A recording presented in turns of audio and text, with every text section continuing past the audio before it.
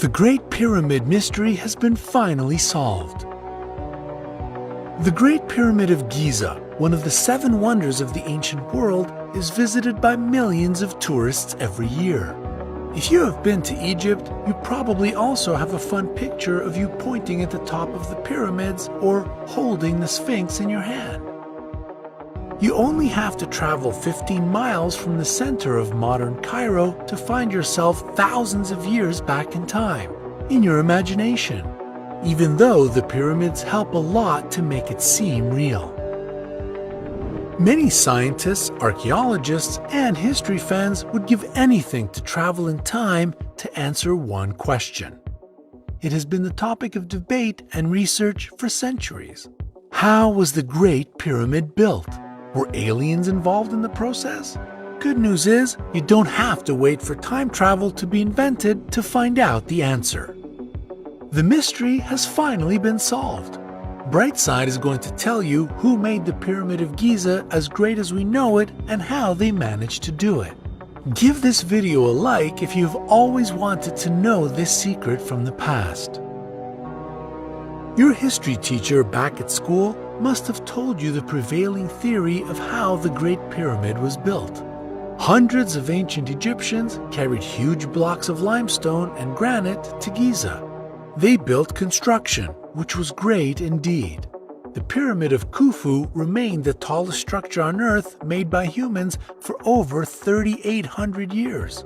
It was composed of 2.3 million stone blocks put together so precisely that a human hair could not pass through the adjoining blocks. Impressive, huh? More than that, the Great Pyramid was originally covered with highly polished limestone, which reflected the sunlight and made it shine like a star. The light was so strong it could be seen from the moon. Sadly, the casing stones are no longer there because of an earthquake, which happened in the 14th century. We can only imagine how beautiful it must have been.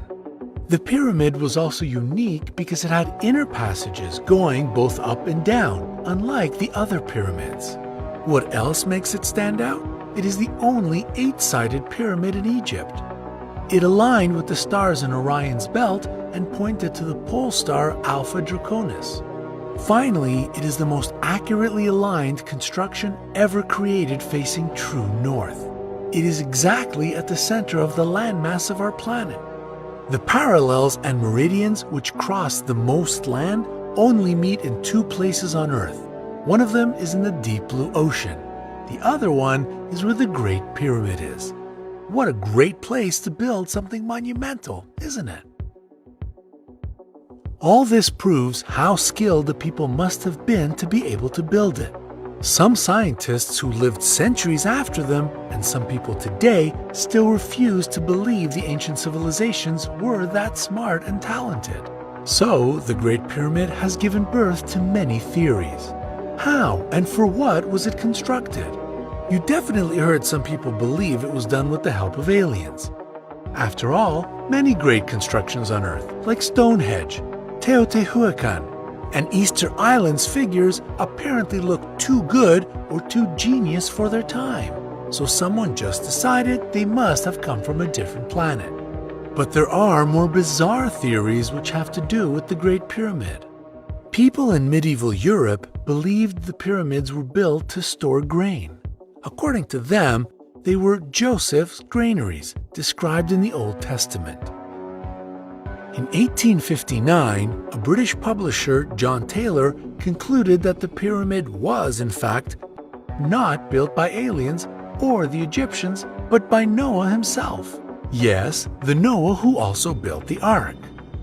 Taylor has done some major calculations and even come up with a special measurement term, the pyramid inch, which, according to him, was nearly identical to the British inch. An astronomer from Scotland named Charles Piazzi Smith was so inspired by Taylor's writings, he did decide to do his own research. The results were published in 1864 as a book of 664 pages. Imagine the amount of time that research has taken him. The result was pretty interesting. Smith stated that the pyramid if you measured it in pyramid inches, could be read as a history book of both the past and the future of the Earth. The Grand Gallery, for example, which was the sloping passage, marked the birth and, 33 inches later, the crucifixion of Jesus. The gallery ended at a point somewhere between 1,881 and 1,911 pyramid inches. Smith believed it to mean the years of Great Tribulation before the Second Coming of Christ. Some scientists denied the holy origins of the pyramid altogether. In 1884, a paper was presented at a conference in Philadelphia. It said the pyramids were originally hills.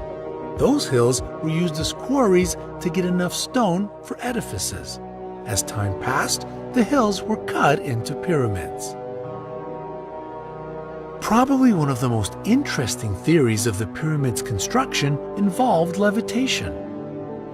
Not the Wingardium Leviosa one used by Harry Potter and others in the magical world, but a different kind of levitation. The one that has to do with the power of the human mind and sound vibration.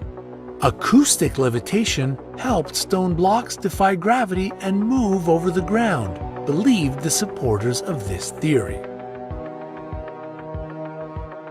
Aliens? Noah?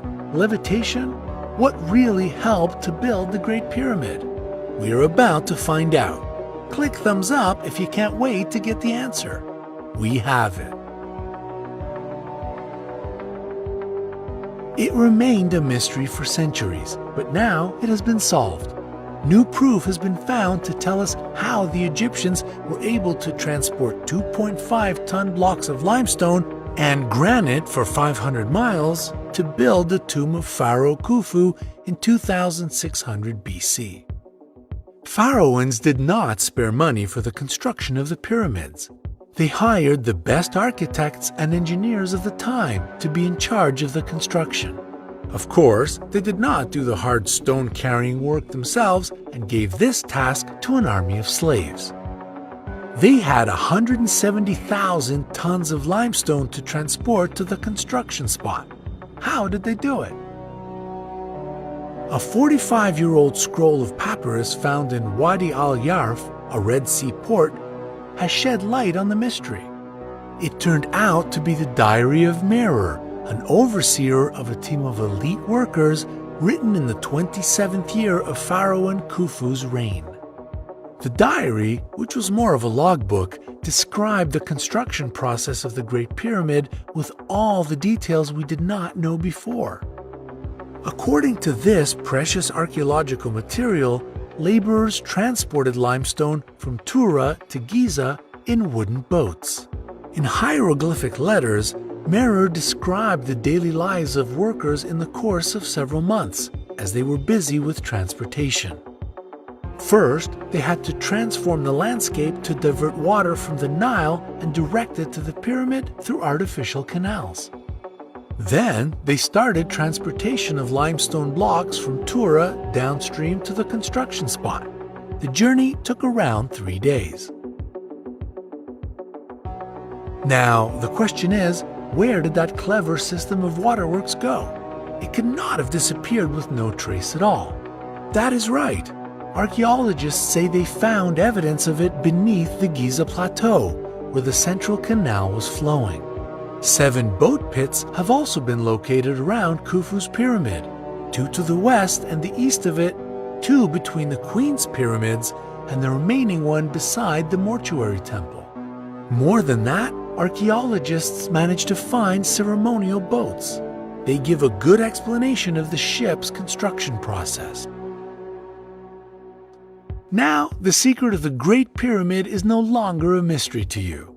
You see, it took no aliens, but hard work, limestone and wooden boats to create one of the wonders of the ancient world.